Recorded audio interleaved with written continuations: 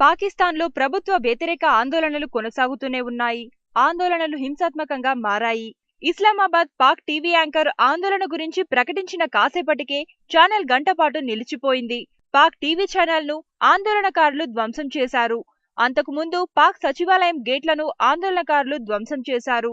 సచివాలయం లోపలికి వెళ్లడానికి ప్రయత్నించిన ఆందోళనకారులను పాక్ పోలీసులు అడ్డగించారు. అంతటితో ఆగకుండా పాక్ ప్రధాని నివాసంలో లేరని ప్రకటించిన ఆందోళనకారులు ప్రధాని నివాసం వైపు దూసుకుపోవడంతో భద్రతా సిబ్బంది టియర్ గ్యాస్, రబ్బరు బుల్లెట్లను ప్రయోగించింది. దీంతో ముగ్గురు చనిపోగా వందలాది మంది గాయపడినట్లుగా తెలుస్తోంది. గత ఎన్నికల్లో రిగ్గింగ్ వంటి అక్రమాలకు పాల్పడి అధికారంలోకి వచ్చిన నవాజ్ షరీఫ్ తక్షణమే తన పదవికి రాజీనామా చేయాలంటూ ఇమ్రాన్తో పాటు ఖాద్రీ మద్దతుదారులు గత కొద్ది రోజులుగా ఆందోళన చేస్తున్న విషయం తెలిసిందే.